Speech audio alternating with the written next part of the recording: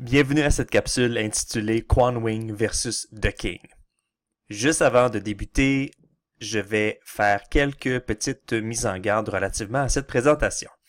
Cette capsule, je le rappelle, ne constitue pas un avis juridique ni une recommandation quant à une façon d'agir face à une situation qui est spécifique, donc qui est la vôtre. Ça ne constitue pas également un résumé de cause ou un résumé d'arrêt selon les méthodes enseignées dans un programme juridique de common law d'un collège ou d'une université.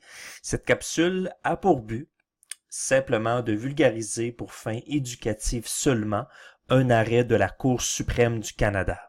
Également, si vous cherchez de l'aide d'un ou d'une avocate ou un parajuriste en Ontario dans le but justement d'obtenir un avis juridique ou de l'aide quant à la représentation devant une cour ou un tribunal, veuillez contacter le service de référence du barreau de l'Ontario et vous avez le lien à l'écran. Alors, revenons à l'objet de cette capsule qui est Quan Wing versus The King. Vous avez la référence à l'écran ainsi que le lien correspondant pour trouver le jugement intégral sur le site web de la Cour suprême du Canada. Commençons tout d'abord avec une petite mise en contexte, dans le fond qui ni plus ni moins constitue les faits de cette affaire. Question de vous mettre dans le contexte, justement, nous sommes en 1912, c'est l'histoire de Quan Wing, bon, il se faisait appeler par ses amis Charlie, qui essentiellement était propriétaire d'un restaurant à Moose Jaw en Saskatchewan. Quan Wing était né en Chine, mais est devenu un citoyen canadien naturalisé en 1905. Le 5 mars 1912, il y a une nouvelle loi qui est adoptée par le Parlement ou l'Assemblée législative de la Saskatchewan qui s'intitule, et là je vais faire une traduction libre, la loi empêchant l'embauche des femmes dans certains secteurs d'activité. Bon, essentiellement, cette loi visait à empêcher les hommes d'origine chinoise d'employer des femmes de race blanche dans certains secteurs économiques, comme par exemple les restaurants, les blanchisseries, etc.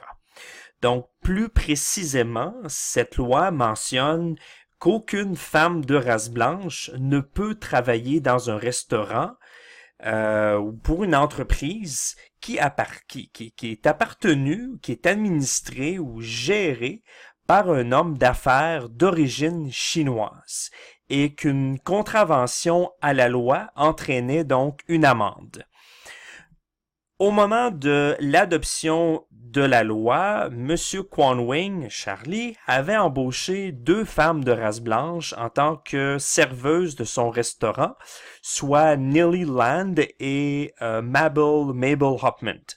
Donc, devinez qu'est-ce qui arrive. Donc, évidemment, Monsieur Wing a reçu une amende car il a procédé à l'embauche de 2 serveuses de race blanche et il a été condamné à payer la somme de 5 $, ce qui était quand même une somme considérable. Il faut toujours se remettre dans le contexte. Donc, ça fait plus d'une centaine d'années que ça se déroule.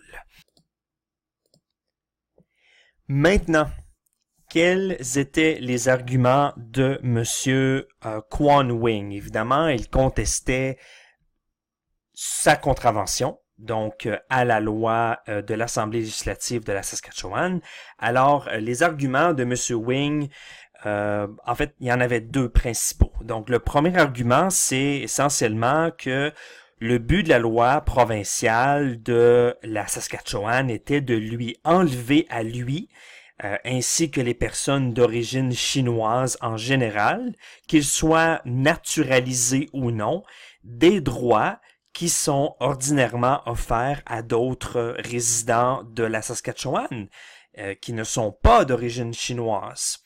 Le deuxième argument était que l'objet de la loi de la Saskatchewan relevait du gouvernement fédéral, donc relié à son pouvoir en matière d'immigration et de naturalisation, et non du gouvernement provincial de la Saskatchewan, étant donné que celle-ci, la loi, s'adressait exclusivement aux personnes d'origine chinoise. Donc, également, ne pas perdre de vue que la Charte canadienne des droits et libertés est entrée en vigueur environ 70 ans après ce jugement-là. Donc, la Charte n'est pas en vigueur, ni les autres lois de protection des droits de la personne au Canada. Et qu'il aurait été pratiquement impossible à l'époque d'invoquer la discrimination raciale. Juste avant de continuer sur cette cause-là, un petit historique judiciaire. Donc, au procès, donc, M. Wing a été reconnu coupable donc de payer l'amende. Il en a appelé de la décision devant la Cour suprême de la Saskatchewan, qui est l'équivalent par exemple, de la Cour d'appel de l'Ontario. La Cour d'appel de l'Ontario a maintenu le jugement. Et là, nous sommes présentement à la Cour suprême du Canada. Et qu'est-ce que la Cour suprême du Canada a décidé? La Cour suprême du Canada a décidé que les hommes chinois n'étaient pas dépourvus de leur droit d'embaucher en vertu de la loi. Donc, la Cour suprême du Canada a conclu que la loi ne faisait que limiter la classe d'individus que les hommes chinois n'avaient pas le droit d'embaucher. Donc, la Cour suprême ici compare cette limitation à celle, par exemple, d'embaucher les enfants en bas âge sur le marché du travail. La deuxième chose que la Cour suprême du Canada a décidé, c'est que le droit ou non d'embaucher des femmes de race blanche est de l'essor donc du provincial, du gouvernement provincial, et que la loi ne visait pas une compétence fédérale, donc comme celle invoquée dans les arguments de M. Quan Wing, celle de la compétence en immigration et la naturalisation, mais plutôt une compétence qui est provinciale, soit celle qui vise la réglementation des entreprises. Donc, la loi vise plutôt à réglementer des secteurs d'activité économique afin de protéger la moralité des femmes de race blanche. Voilà la décision de la Cour suprême du Canada, il y a environ une centaine d'années. Maintenant, mon opinion personnelle. Ce qui est intéressant avec cette cause-là, qui date de plus de 100 ans, c'est la distanciation totale de la nature absolument raciste de la loi et que le débat dans l'affaire Quan Wing versus The King s'est carrément articulé autour du fait que de savoir si la loi était de nature provinciale ou fédérale.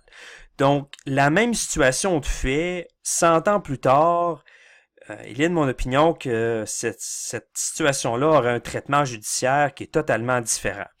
Donc, après la Deuxième Guerre mondiale et tous les instruments de protection des droits de la personne que l'on connaît aujourd'hui, que ce soit les instruments internationaux par exemple, la Déclaration universelle des droits de l'homme, la Charte canadienne des droits et libertés, les lois provinciales de protection des droits de la personne adaptées dans l'ensemble des provinces, le résultat serait clairement différent. Donc, ceci complète cette capsule. Je vous remercie beaucoup d'avoir pris le temps d'écouter celle-ci et au plaisir de vous reparler sous peu. Merci.